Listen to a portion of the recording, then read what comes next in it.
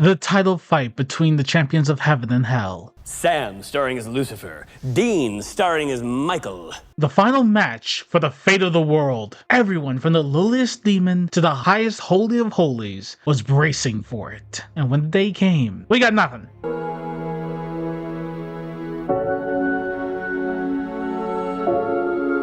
Sam and Dean managed to avert the entire battle for the time being, but Michael and Lucifer would get their match, just nowhere that actually mattered. It'd be an apocalypse world, a random church, the Men of Larry's bunker, and it definitely was. Disappointing. Yeah, what Big Red said. So, with all that buildup, all that divine hype, why were the Archangel fights such a letdown? Whenever something is described as apocalyptic, the mind naturally expects a grand battle, element of manipulation, world-shaking energy, flying terrain, basically anime-tier combat, or whatever happens when I fight a Skyfather whose ego outgrew his skull. That happens a lot more than you'd expect, to be entirely honest. But that's where expectations betray us. When you're made to wait years for a promised clash of titans, it feels like it has to deliver, like a cosmic eruption, validating all that buildup.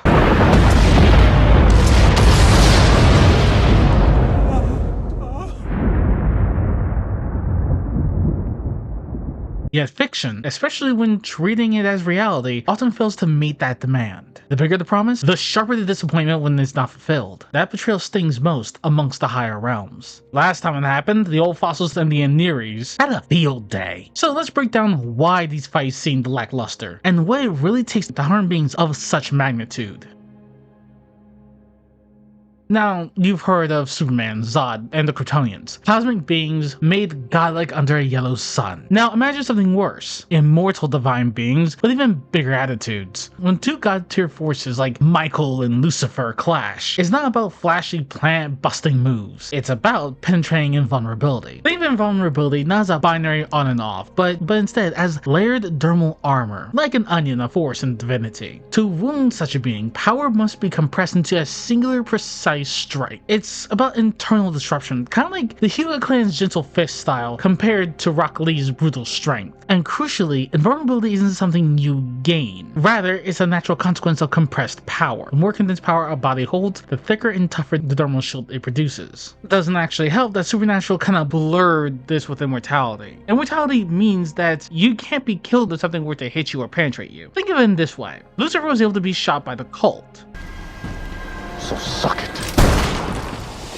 And though it harmed him, it wasn't actually able to kill him. Ow!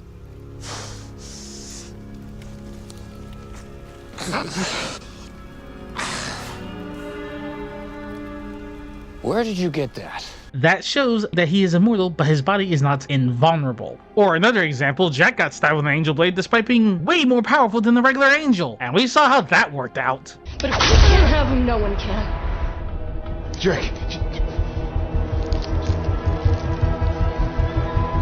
Again, immortal, not invulnerable. After all, invulnerability means you can't be harmed. Rather, it takes a hell of a lot to actually damage you. That's why these Archangel fights look like hand-to-hand scraps. The stakes are immense, but the spectacle is definitely subtle.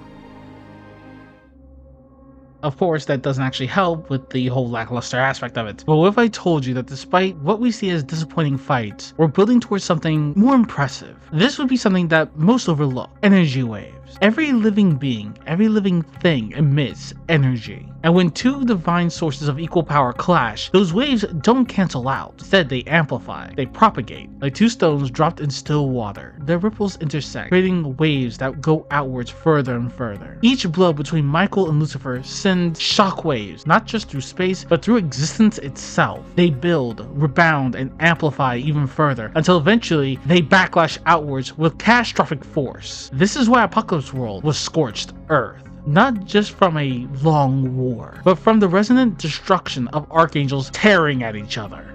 I killed my Lucifer. Tore him apart in the skies over Abilene. So if that's what their power can do, why don't we see it? Well, that's pretty simple. The fights never lasted long enough for it to reach that point. They were always confined, brief, or grounded, never given the time to reach its crescendo of destructive resonance. They weren't flying through the sky like Ichigo and Yuha in Bleach. They weren't charging up Smite Blast like the whole host did against Amara.